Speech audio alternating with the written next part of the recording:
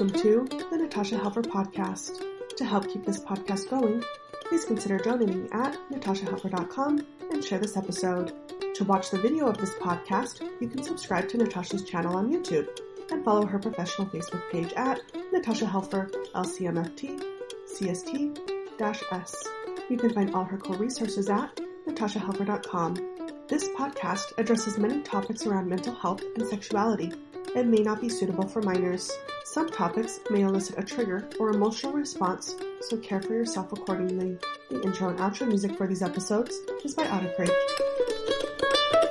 Hello and welcome to the Natasha Helfer Podcast. I'm Natasha Helfer, and with me I've got one of my providers at Symmetry Solutions, Jenny Elledge, who's joining us from Orlando, Florida. How are you?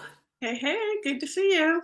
Super glad to see you. I just want to do another shout out. I've been shouting it out everywhere, but you are my second certified sex therapist at Symmetry Solutions. I'm so excited. I am. Yay. It's a big deal, people. It's a big deal. Why? Because it takes forever to get certified. Yeah. 3-year journey for me. It can take longer or shorter for others. But yeah, it's like another master's program. It really is. It really is. It's a lot of training. And really important in the realm of getting help when you're looking at areas of your sexuality to find somebody who's well trained. So Jenny now joins that group, and I'm super excited to have that happen and to have supervised you in that process. That's wonderful. All right, so today we are going to talk a little bit about consent, and it's kind of an interesting topic maybe for December and right before Christmas, but I think it's apropos. The reason why I thought about this is I just came across a little video on Facebook that's probably going viral, and it's showing a 3-year-old girl with Santa Claus, with the typical, let's take our children to Santa and get pictures. And then, a lot of times you see the screaming children who are terrified of Santa. Their parents are like, no, really, it's okay. We want to get this picture. The kid is obviously not consenting to sitting on Santa's lap. And so this little girl was asked. So Santa asked her, do you want to sit on my lap? So I think that really was great role modeling by this person. And then I guess she said no. And then he goes on to explain, kind of as the mother's, recording, well, this is her body and that she gets to decide, and she doesn't want to sit on my lap, and that's perfectly fine. And, I think he still has his hand on her shoulder or whatever, and she's kind of still pulling away. Overall, I think he's doing a really good job, comparatively speaking, to what we usually see, respecting this little girl's autonomy and body and consent. That's awesome. Right? Do you hear the parent going, oh, no, go ahead, it's okay? I didn't watch the video, but we hear about these stories all the time, right? The parents are like, go ahead and do it, even if you don't want to anyway. Yeah, no, I think that in this one, the mom's supporting it and kind of, awesome. And that's why she's videoing it. And anyway, so I think, it's good. So that's a good reminder, especially as we're going into holiday seasons. We're going, Thanksgiving already took place, and now we're going into the Christmas season, and this is where we oftentimes get together with family and friends, and there's a lot of pressure sometimes for little kids to, well, go hug grandma, go hug Uncle Mike, go hug, Auntie Susie or whatever. And how can we use these family reunions and family traditions to really start modeling some of this behavior? Well, would you like to give me a hug? If a lot of times as an aunt, if I notice, somebody saying, hey, go hug, Aunt Natasha or Tia Natasha, I'm like, well, do you want to give me a hug? Is that, would you like to? And then, so I try to model that, even if it's not the parents who are modeling it. So yeah. I think maybe even adults may not want to hug everyone either. Right. A lot of times. Lots of expectations about what we're supposed to be doing around, other family. Yeah, and as we learn more about so many of us kind of being on neurodiversity, spectrums, and there's lots of different feels around, how close is safe, as far as your safety bubble, what kinds of touch do you even like, and when, and what places. Noise is another thing that can happen. If there's a lot of noise, it can be harder to be affectionate. or you might be affectioned out, like touched out, like you can hug so much until you start getting like a little bit overstimulated. In some ways, we're still like babies that get overstimulated. True. Yeah. So I think yeah, go ahead, Jenny. No, all good reminders about the idea that your level of touch may not be the same as someone else's level of comfort with touch, and to ask. Yeah, and how can we as family systems maybe make this easy? Like on a family thread, say, hey, we've been thinking about this, and how can we make this easier? I know sometimes like at conferences and stuff, we've had wristbands of different colors that people can put on that say, hey, I'm super touch friendly, or that say, I prefer not to have touch. And how do we have conversations in our family systems that this shouldn't be about taking offense or not being loved or not being cared for, that affection is, you can love somebody dearly and still not feel comfortable with a hug. So yeah. Great ideas. Yeah, good ideas. All right. So second topic, which kind of goes along with this, I've been talking, of course, to a lot of my clients, especially clients who've dealt with childhood sexual abuse. A lot of them have, said that they were told by parents, that, some measure of stranger danger type of education. But they're also telling me that a lot of times these things occurred with other kids in the family who were older than them, and we know that this happens quite a bit. So older siblings, older cousins, or even same age cousins, and again, since we're getting together for the holidays and there's more people and less maybe eyes, on all the kids and where they're at and all the times, I wonder sometimes if we are not only having the conversation with our kids, assuming that they will be a victim, but if we're having the conversation with our kids, assuming that they might be the perpetrator, that you would actually tell your kid, hey, do you know that you're not supposed to touch other people's private parts, right? And again, and not have it be a gender thing, not just, we only tell this to boys, but to all kids. Yeah. So privacy, talking about how bodies are in consent, at all ages. Like other people's bodies belong to them, and you don't have access to their body unless they tell you it's okay. Yeah, exactly. And I think sometimes we forget that our kids are curious. A kid can touch inappropriately really at any point. They can be 5 years old, 7 years old, 10 years old. It gets a little bit more concerning when you start getting into the teenage years that this might still be happening. But again, I think where I have seen a correlation is that, especially since we work with people who come from high demand religions and kind of more conservative cultures where there aren't a lot of outlets for sexual curiosity, for sexual development, and for even sexual education, that sometimes as kids are going through puberty or noticing some of their sexual curiosity, because there's no way to express that maybe with peers of their own age, that sometimes leaks out in some inappropriate ways with kids in the home or in the community that are younger, basically because they're there. It's easy opportunity, easy access, and they don't have a lot of, like, if all a kid hears is, well, you can't masturbate, you can't look at porn, you can't have sex, you can't do anything. Sometimes that's an unrealistic way to expect a kid to go through sexual development. And if they don't have any healthy outlets, sometimes those outlets can be really unhealthy.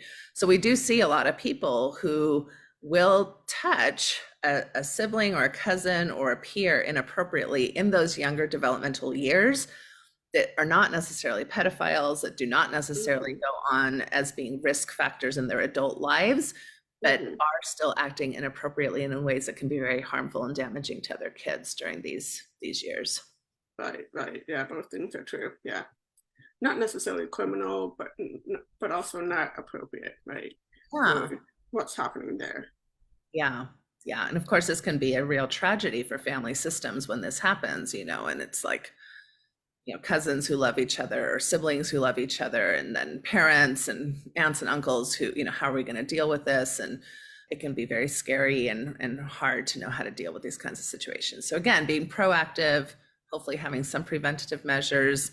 And I think, here at Symmetry Solutions, we always encourage people to educate their kids about sexuality and hopefully have some outlets like masturbation or flirting or some type of dating or some things that you can get some of that curiosity out. It doesn't have to be full-fledged, intercourse or sex, but there's a lot of other things that kids can be doing to express that curiosity. Yeah, and make that all pretty normal, because it's pretty normal to have lots of curiosity. You want to give them appropriate channel to explore that. Yeah, perfect. All right, last topic, because Jenny's got to go at the top of the hour, so we're just kind of going through this really quick. Another thing that has to do with consent that I've been hearing for many years from many people, specifically usually single heterosexual women who are dating men, and it can be anywhere around the age spectrum, like from teenagerhood to their 20s to even like older adults, is this kind of either pressure or assumption that blowjobs and oral sex are going to be just expected. It's kind of like an expected way for a female heterosexual partner to show up, and that when they're not comfortable with that they're treated either with a bit of coercion or guilting or pressure or disdain, or put down like they're not cool enough or not woke enough or not whatever enough, that why would you have a problem doing this? Almost like it should be as simple as kissing. And you're talking about single women, so these are not married folks, right, that we're talking about. Okay. Right, that's a whole nother issue. Yeah, agreed. The expectations in a marriage, right? Okay, right. But this is more and quickly, like not like, oh, we've been dating for 5 or 6 months, but I'm talking about like within the first 3 dates, like and oftentimes even the first date. And I get a lot of women coming into my into my practice saying, this is really what's going on. Did I do something wrong? What? Or they're ticked, they're mad, they feel kind of almost violated. There's this maybe sense of entitlement that they're feeling from these people that they're dating. And I've heard it enough. And I think there's enough, even sometimes in the research, it shows that sometimes there's these expectations in dating circles that can be fairly pressured. So have you run into this, Jenny, much, or what are your thoughts? Well, I tend to work a lot with more married folks, and the ones who are single definitely tell me their own horror stories about dating. But yeah, this is not something I've been hearing about in my circles yet. I'm sure it's happening, of course. Yeah. But yeah. So how is this being communicated? This one way, which is just immediately kind of making my brain go, it's one way, right? So it's a female acting to a male. Is this also being reciprocated the other way around? Yeah, and not typically. Not typically. It's almost kind of like, because that would, I think just logistically, it's maybe easier access sometimes maybe to a penis, and you can just unzip a pant and all of a sudden there's access there that maybe a little bit, and it can be fast and it can be quick and it can be, happening in different settings, even in a car. It's probably easier, to give oral sex to a male person versus a female person. I'm kind of rolling my eyes a little bit as I say this, but I think that, I think it goes back to a lot of expectation. It's not like I want to bash on men, but I do think it goes back to a lot of expectations. So some of the things I'm thinking about is, one, are we still kind of functioning from a purity movement type of purity culture? Like we're so worried about not de-virginizing somebody that we're going to immediately go to these other sorts of sexual activity like oral or anal or, hand jobs or whatever those things are. I wonder if, sometimes there is a bit of kind of just patriarchal entitlement. And I hope that when we hear these kinds of words that we're not necessarily saying, oh, that means that men are bad. Like patriarchy is a system that we're all a part of. And so how have we been trained to be in that system? And I think patriarchy gives men a lot of messages that are actually very harmful for them. Like they are supposed to be aggressors sexually. They're supposed to be interested sexually. They're supposed to be initiating sexuality. And a lot of that pressure has been put on men, and women have been more like the passive, like, I'll just wait and see what happens type of, that's kind of how patriarchy has taught us to be sexual. So I wonder if that's part of it. And I also think sometimes too with, so many of us having more access to sexually explicit media, oral sex is something that is very common, in mainstream porn. And not that there's anything wrong with oral sex, it's great, but maybe there's an expectation that this is just kind of like, this should be a simple, easy thing to do. So those are kind of my thoughts as to maybe why this is happening. Yeah, I wonder if there's also a mismatch in expectations around how personal this is. Like, if are these men thinking that this is like no big deal, this is not very personal to me, and women are kind of saying, no, it's kind of a big deal. This is something kind of significant happening with my mouth here, and feel very intimate to me. I wonder if there's a mismatch of expectations about how personal and how intimate this act is. Right.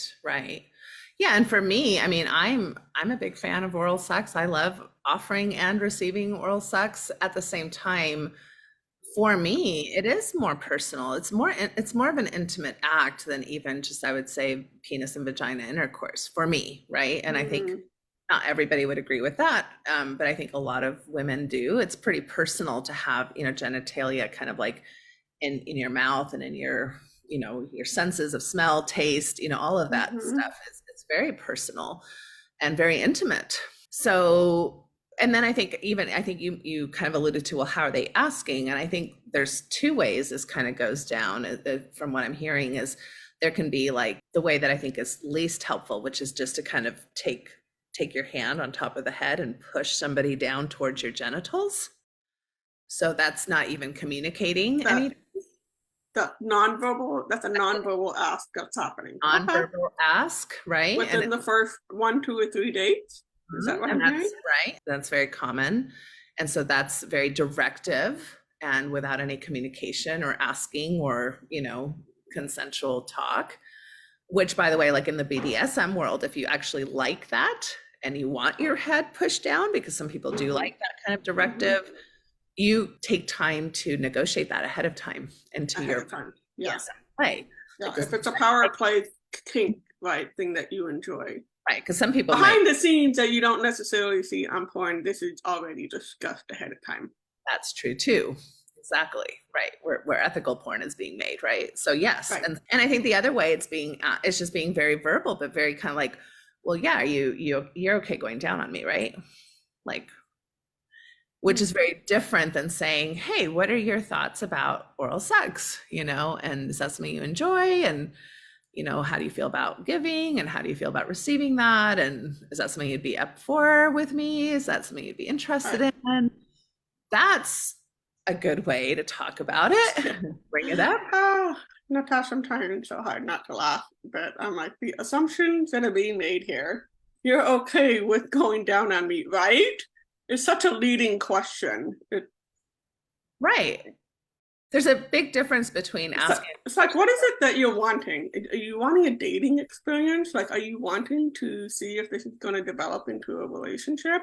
Or are you wanting casual hookups? Like, I think maybe there is some sort of mismatch about expectations about why these two people are getting together anyway. Yes, and that's a big part of honesty too, right? And there's nothing, I don't think there's anything wrong with saying, hey, I'm here for a hookup. Lots of people, both women and men I'm here for a hookup and I'm here to have sex with you. Okay, great. But then again, what kind of sex and what pace? Yeah. What kinds of sexual behavior are we going to engage in? And that's, again, just because I'm here for a hookup doesn't necessarily mean that we'll have penis and vagina sex. It doesn't necessarily mean I'll have, oral sex. It doesn't necessarily mean anal sex will be involved. I mean, like, this all still needs to be negotiated, whether it's casual or whether it's with the intention of kind of seeing if this could develop into a bigger relationship, a longer term relationship. Guess what? You have to talk about all of that, regardless of what your expectation is. You still have to talk. And as adults, right, we have to be pretty resilient to this idea that we get to talk about this, and it doesn't have to feel very like some people say, oh, to ask for consent and it takes all the sexiness out of it. Like, it doesn't have to. It doesn't have to at all. It can be very sexy to ask for consent. Yeah, if somebody pushed my head down without having talked to me about it at all, that would actually ruin my erotic arousal in the moment. Right. If somebody talks to me and is interested and is kind of flirty and is curious and is just, and is open to my answers, and then, open to giving me answers, that can be very arousing, very like fun. And I think that's where we lack the role modeling. We don't see these things role modeled really in movies or in porn or in romance novels, or it's just not, it just all supposed to automatically happen. And I think, again, that's kind of a patriarchal modeling of how sex works, and I think that's problematic. So, and I do think there's a difference between asking from a curiosity space versus asking from like a demeaning space. Like, there's a difference between saying, oh, well, yeah, are you comfortable sharing with me why you're not interested in oral sex, versus, so why aren't you interested in that? Yeah. A lot with the disgusted look on your face, it's like, oh, yeah. Right. So tone and body language is a big part of that communication. And then can we say, wow, thanks for being honest with me, or thanks for being real with me? I had a recent client who said that she shared with her partner, well, I'm just, I don't think I know you well enough to kind of give you some of these answers. Yeah, I'm just going to let you know, I'm just not comfortable with it. Yeah. And there was still a lot of pushing, instead of being able to say, wow, thanks for letting me know. And thanks for being honest with me. And that's the other part to resiliency. First, is being able to talk about it. Secondly, being resilient to the no. Right, being resilient to the answer that you're getting, and that it's actually going to bode better for you in the long run if you can build that kind of level of trust with somebody, instead of, oh, I can't handle, I get butthurt if I get a no here. And so how do we all start working on our sexual egos, right? Yeah, 100%. Well, it's kind of like that middle ground. We can't be we don't want people to be the aggressor unless that's something you've already have established ahead of time, but we also don't want to be so passive either. So where's the answer? It's called assertiveness. We want to be assertive in our communication, which means what we ask for and what we receive as our answers. Yes. Okay. Let's do that. Let's do it, people. Let's do it. Let's do it. Let's have a consensual Christmas season. Yes, consensual Christmas. I like that. I love it. All right. Well, hopefully we gave you some things to think about, whether it's with kids or your own experiences as an adult with both touch, non-sexual touch, and sexual touch. And tune into the Natasha Helfer podcast for lots of other topics. And we'll see you all soon. Have a happy holiday season, everyone. Bye-bye. Happy holiday. Bye-bye. Thank you for listening to this episode of the Natasha Helfer Podcast. To help keep this podcast going, please consider donating at natashahelfer.com and share this episode. To watch the video of this podcast, you can subscribe to Natasha's channel on YouTube and follow her professional Facebook page at Natasha Helfer, LCMFT, CST-S. You can find all her cool resources at natashahelfer.com. The intro and outro music for these episodes are by Otter Creek. There is a place where time slows to nature's pace, and there is space there to find yourself in her embrace. Some places should be left alone.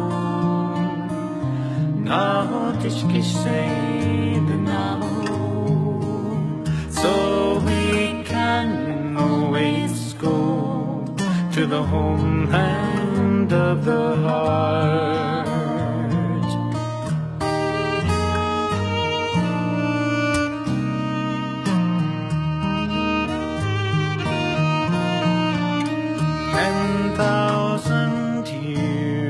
Of our human history etched on her canvas.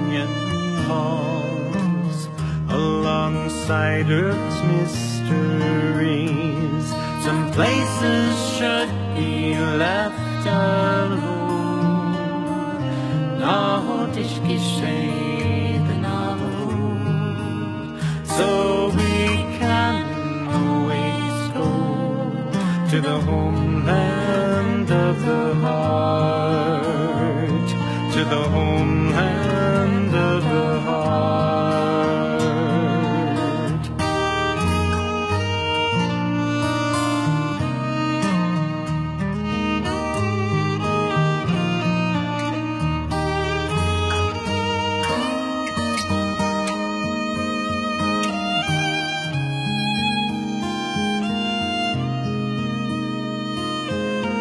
Deep in our cities, we sleep without her stars, yet still her presence sustains us from afar. Some places should be left alone. Noch nicht geschehen, so we can always go to the homeland of the heart, to the homeland of the heart, to the homeland